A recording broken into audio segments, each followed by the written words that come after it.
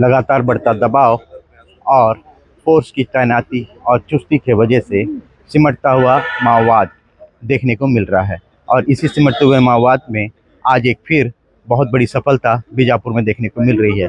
सफलता इस कदर कि 41 माओवादियों ने फिर से माओवादियों की विचारधारा को त्याग कर मुख्य धारा से जुड़ने का फैसला लिया है। मेरे पीछे ये जो तस्वीर देख रहे हैं आप, इन तस्वीरों में ये 41 माओवादी आपको साफ तौर पर नजर आ रहे हैं, जो कि लगभग 1.19 करोड़ के ये माओवादी हैं, जिन्होंने कई बड़ी वारदातों में माओवादियों के साथ शामिल रहे हैं और कई बड़े वारदात किए हैं। लेकिन आज वो अपनी विचारधारा को त्याग कर, अपनी उस झूठी मान को त्याग कर मुख्यधारा से जुड़ने पर मजबूर हो गए हैं। फोर्स का बढ़ता दबाव कहीं ना कहीं इसे जो है तब्दील करता हुआ नजर आ रहा है। हमारे साथ में जिले के कप्तान पुलिस एसपी बीजापुर जितेंद्र यादव जी भी हैं, हम उनसे भी बात कर लेते हैं। सर, आज का जो सरेंडर है वो किस तरह मायने रखता है? देखिए, आज का सरेंडर इसलिए भी इम्पोर्टेंट है क्योंकि जो साउथ सब जोनल ब्यूरो है उसके जो इसमें वेस्ट बस्तर डिवीजन और साउथ बस्तर डिवीजन आता है उसके 39 जो माओवादी हैं उन्होंने सरेंडर किया है और इन पर कुल 1 करोड़ 19 लाख का भी इनाम था। तो कहीं ना कहीं सभी जगह यह मोह भंग हो रहा है कि जो नक्सली विचारधारा है वो आगे कार्य नहीं कर पाएगी और जो छलावा था, एक ही जल जंगल जमीन के नाम पे जो छलावा था उससे सबका मोह भंग हो रहा है और मुख्य धारा में जुड़ना चाह रहे हैं। कई ऐसे लोग हैं जो मुख्य धारा से जुड़ना चाहते हैं, जिनको एक माध्यम चाहिए, तो हम उनको फैसिलिटेट भी करेंगे और उनसे अपील ये है कि जितना जल्दी से जल्दी हो सके वो हमसे संपर्क करें और आएँ और उनको पूरी तरह से फैसिलिटेट किया जाएगा ताकि वो यहाँ आत्मसमर्पण कर पाए। लगभग 790 से अधिक माओवादियों ने अब तक जो है आत्मसमर्पण किया हुआ है इस वर्ष, अगर देख रहे हैं हम तो। और कितने माओवादी अब बचे हुए हैं और उन माओवादियों को आप किस तरह से समझा दे रहे हैं, किस तरह से उनको आगे आने के लिए प्रोत्साहित करेंगे?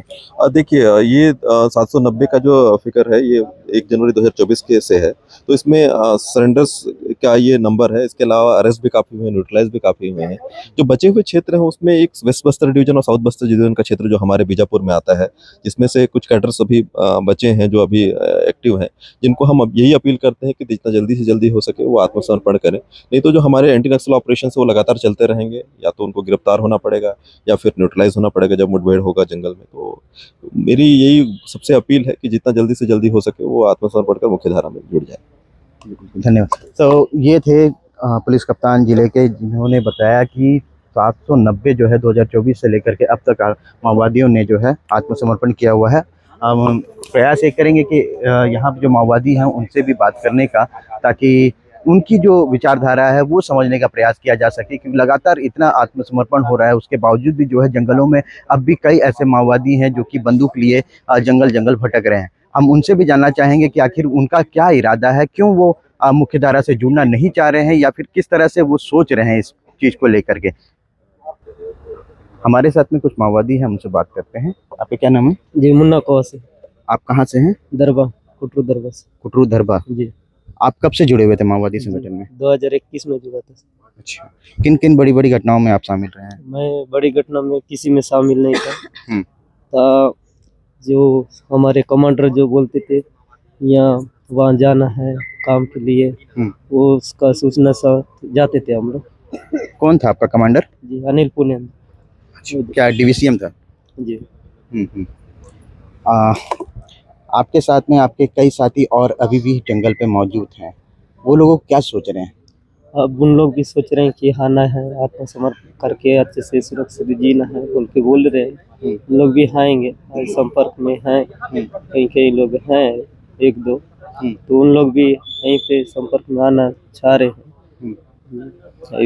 तो आप लोगों को क्या लगता है, जो आप लोग अंदर जंगल में घूम रहे थे वो अच्छा था, कि अब जो बाहर निकलोगे यहाँ की जिंदगी जियोगे वो अच्छा है? जो हम लोग जब भी जंगल में थोड़ा सा अच्छा नहीं था, हम सोच के नहीं गए थे कि अच्छा है, सोच के गए थे। अभी वहाँ का स्थिति को देख के अच्छा नहीं लगा, तो फिर यहाँ जो है आए हैं तो यहाँ अच्छा लग रहा है। आप लोगों को क्या बोल करके अंदर लेके जाया जाता था? नक्सली या माओवादी आप लोगों को किस तरह से बरगलाते थे, क्या बोलते थे आप लोगों को?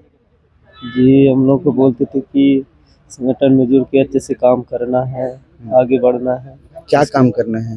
जी, ये संघर्ष को आगे बढ़ाना है। संघर्ष को आगे बढ़ाना है। चलिए, और भी कुछ लोग हैं। आपका क्या नाम है? पूनम बद्रू आप कहाँ से हैं? जगरगुंडा एरिया। जगरगुंडा एरिया। जी सर। कोई घटना में रहे हैं आप? हाँ, शामिल था 2-3 घटना में। अच्छा, किन किन घटनाओं में? और गाजलगट्टा और कस्टारन साइड में गाजलगट्टा, और उसी साइड कुंटा साइड में पिड़मेल में, मुठभेड़ में? हाँ मुठभेड़ में, और पटकफली नहीं, 3 घटना में शामिल हुआ। जवानों को शहीद किए हो? जी। कितने जवान? और गाजलगट्टा में 9, हाँ, और पिड़मेल में 4 सर। हाँ, कौन सा हथियार लेते थे? मेरे को 303 ये उस समय। और अभी? अभी तो वही है। 303 है। हाँ जी। आपके साथी लोग आएंगे अब? पता नहीं, आने से पार्टी तो पूरा कमजोर होगा। हाँ आने से अच्छा है? हाँ, आने से अच्छा है। तो आप लोग उनको बुलाओगे ना? तो आह्वान किए। हाँ सोनू दादा कर दिए हैं, जी जी, है ना? हाँ सब तो कर दिए हैं, कर दिए बड़े बड़े जितने थे सब कर दिए, जी, है ना? हाँ गेड़मा दादा उधर चले गए, जी, है ना? ऊपर भेज दिए उनको। हाँ। नहीं कर रहे थे तो ऊपर चला गया। जी, तो ऊपर जाने से अच्छा है कि यहाँ रहे हो ना। हाँ। आपका क्या नाम है? लक्कू, कहाँ से हो आप? गंगलूर। बेंगलुरु के हो? हाँ, कौन सा पंचायत? पलेड़ा। पदेड़ा पंचायत। हाँ, आप कोई घटना में थे? मैं नूकानपल्ली में है, और वो दरबा में है, और वो नवापाड़ा में है, वही घटना में शामिल था।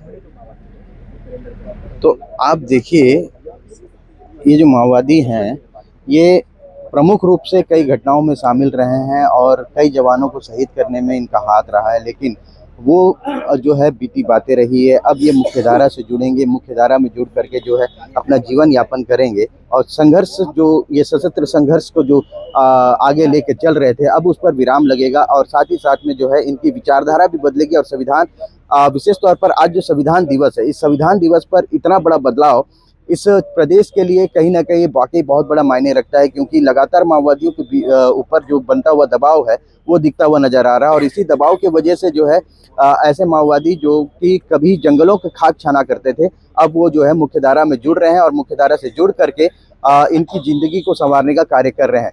बंसल न्यूज़ के लिए सतीश अल्लूर, बीजापुर।